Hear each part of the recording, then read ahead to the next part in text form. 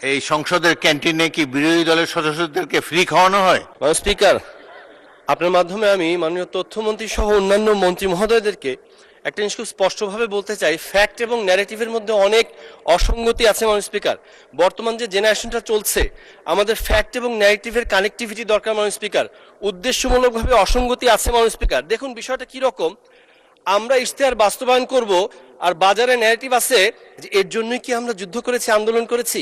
মাননীয় স্পিকার, এই মহান সংসদে মাথার উপর বিসমিল্লাহ, দুয়ারে দুয়ারে সর্বশক্তিমান আল্লাহ, এখানে এতগুলো দাড়ি টুপির মধ্যে আমাদের এখানে আলাদা করে বারবার ধন্যবাদ আসার কথা ছিল। এটা অনেক বড় একটা ঘটনা মাননীয় স্পিকার বাংলাদেশের ইতিহাসে। মাননীয় স্পিকার, ফ্যাক্ট এবং ন্যারেটিভের মধ্যে যদি যোগ সাজস না করা যায় অনেক সমস্যা। মাননীয় স্পিকার, এই জেনারেশনকে বোঝানো হচ্ছে ভুল। মাননীয় স্পিকার দেখুন, মাননীয় স্পিকার, জুলাই সনদ বাস্তবায়নের জন্য আমরা অক্ষরে অক্ষরে পালনের জন্য দাঁড়িয়ে আছি, অথচ এই অবৈধ আরোপিত আদেশ নিয়ে সারাক্ষণ কথা হচ্ছে মাননীয় স্পিকার বাজারে বাজারে। সেই তারা ভরা রাতে আমরা অনেক চেষ্টা করেও পারিনি বোঝাতে। এই জুলাই সনদের কথা অনেক বিতর্ক হয়েছে মাননীয় স্পিকার, ওনারা বলে গেছেন শুধু এই অবৈধ আরোপিত আদেশের কথা। সেদিন রাতে আসলেই তারা ছিল মাননীয় স্পিকার, পরের দিন ওয়াকআউটের পরে দেখলাম যে মুষলধারে বৃষ্টি হচ্ছে। মাননীয় স্পিকার, রাষ্ট্র কি কথা বলে? রাষ্ট্র কি সিজদা দেয়? তাহলে রাষ্ট্রভাষা কি আর রাষ্ট্র ধর্ম কি? মাননীয় স্পিকার, অধিকাংশরা যেটা করে সেটাই হলো রাষ্ট্রভাষা।